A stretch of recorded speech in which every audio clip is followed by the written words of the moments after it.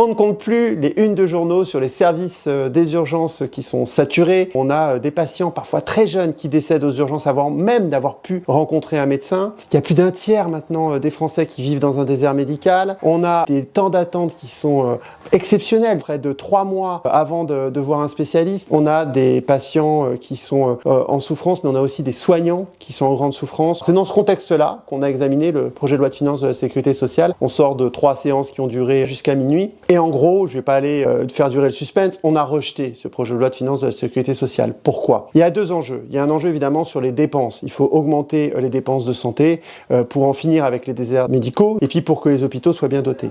Puis il y a un autre enjeu, c'est si on augmente les dépenses et si on ne veut pas que la dette augmente, il faut augmenter les recettes. Et en réalité, ce projet de loi de finances de la Sécurité sociale, il n'y avait rien pour tout ça. D'abord sur les dépenses, c'est ce qu'on appelle l'objectif national des dépenses d'assurance maladie, c'est l'ONDAM dans notre jargon un peu compliqué. Et en réalité, l'ONDAM qu'on nous a proposé était exactement le même que celui au Sénat, c'est-à-dire qu'en gros, des dépenses qui sont relativement stables, donc c'est insuffisant. Alors le gouvernement promet aux socialistes une augmentation plus forte des dépenses de santé, mais pour l'instant, on n'a rien sur la table. Maintenant, sur les recettes, eh ben, c'est encore pire sur les recettes.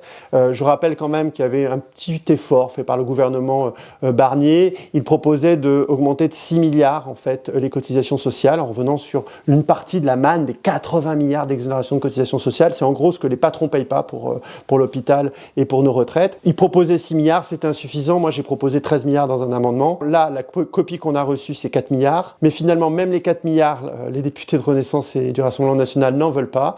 Le rapporteur, qui est LR, proposait, lui, 1 milliard, juste 1 milliard d'augmentation des cotisations sociales pour les patrons. Et ben, les députés Renaissance et du Rassemblement national, et ben, ont refusé même ça, même un petit milliard pour notre santé. Tout ça a été rejeté. Donc, à la fin, ce projet de loi de finances ne ressemble à rien. Mais il a été rejeté à l'unanimité, moins 2 voix. Qui sont les 2 députés qui ont voté pour le projet de loi de finances, les 2 députés MoDem qui étaient là hier soir. Bon, donc c'est ça la majorité de François Bayrou aujourd'hui, c'est 2 députés MoDem en commission des affaires sociales. Voilà le socle commun, voilà la majorité, donc il n'y a qu'une seule solution pour que nos soignants aient des moyens, pour que les patients aient des médecins en face d'eux, c'est de censurer ce gouvernement et c'est ce qu'on fera la semaine prochaine.